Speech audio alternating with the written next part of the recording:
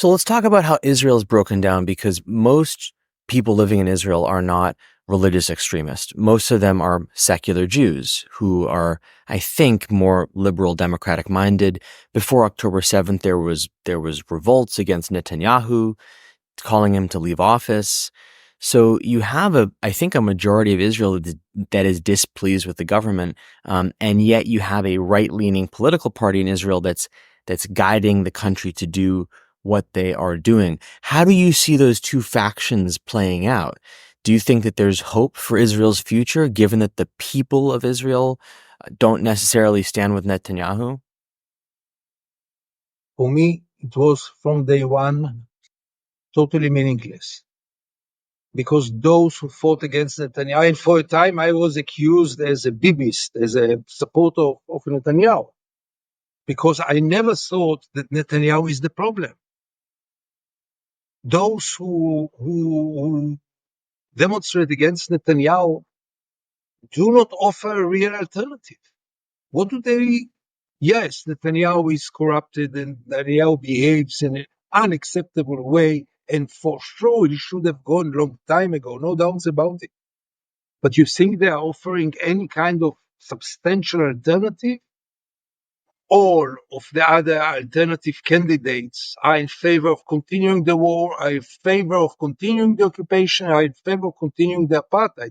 You saw it in the Knesset last week, 2 weeks ago, when there was a vote over the objection of the Knesset to a Palestinian state. Only 9 members, all of them Palestinians, 9 members out of 120 opposed the resolution that Israel is against a Palestinian state.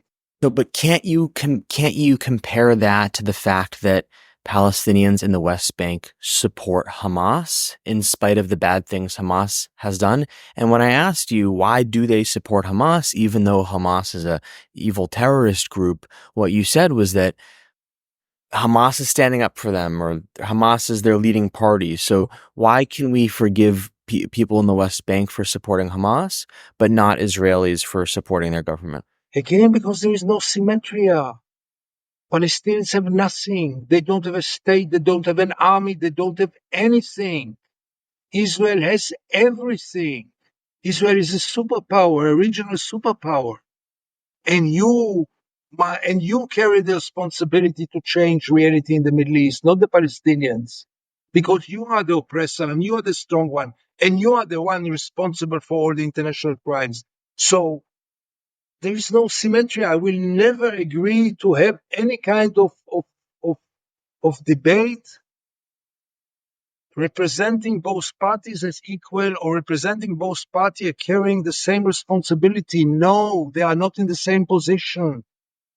Believe me, they would have rather have a very well equipped air force with wonderful sophisticated missiles rather than Palestinians who go with knife and try to step soldiers in checkpoints, which looks very ugly, but they don't have any other way.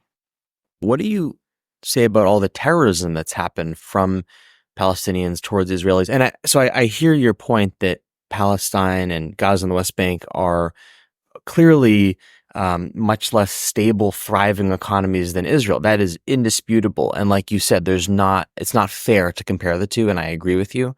I'm asking you, how do you contend with the suicide bombings? There is resistance. A people who feels they are oppressed can resist, but they shouldn't be able to bomb and stab and kill innocent civilians. Shouldn't Palestinians and Hamas, shouldn't you and I attribute enough agency to them that we can condemn all of them who have done?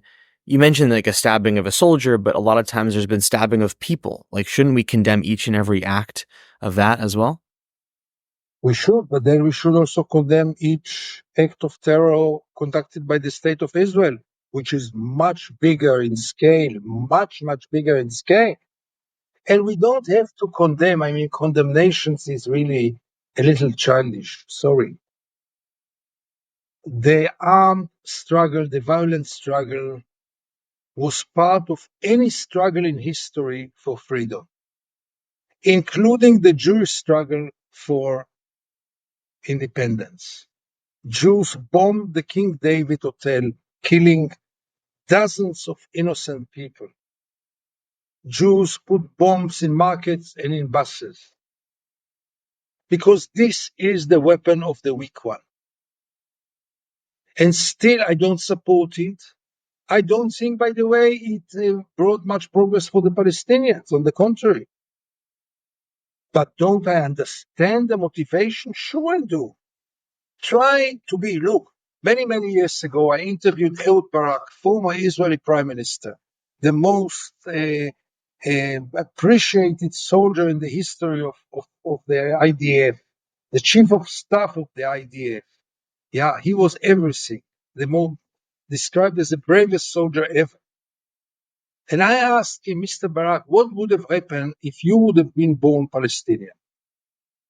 And Barak gave me the only honest answer. He said, I would have joined one of the terror organizations. Barak, not me. Then it became a big scandal. He almost lost the elections because of this remark. But I appreciated him. He said the truth. Yeah.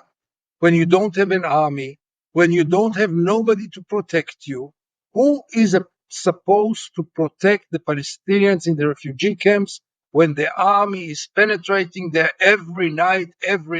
Who is supposed to protect their lives? The PA is not allowed to get in. The world is indifferent. Who is supposed to support them, to protect them? Like you said, the things that Hamas has done have not been effective. And it's unfortunate. It's unfortunate And for the very cruel, Palestinians. by the way, and very cruel. Yeah.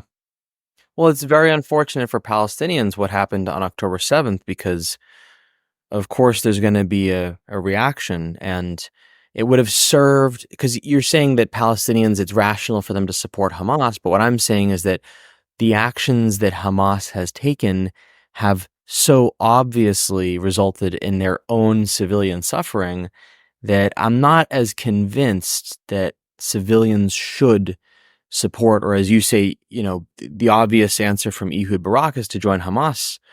Let me ask the question, would Ehud Barak say the same thing today? Would he say that I want to join the group? Look what they did on October 7th. I still want to join them? I don't know. But I know one thing. What would you suggest to the Palestinians to do?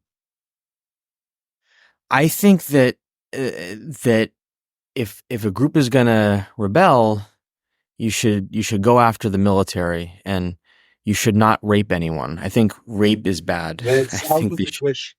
That's out of the question. And thanks God, now we have also soldiers who raped prisoners in a prison in Israel, so we are equal on this. We pushed them to the corner, and they had two options: either to surrender forever and to live this horrible life under the Israeli occupation and apartheid forever, or to struggle. Struggle is many times a very cruel business and very ugly business. And part of them choose this and part of them choose this.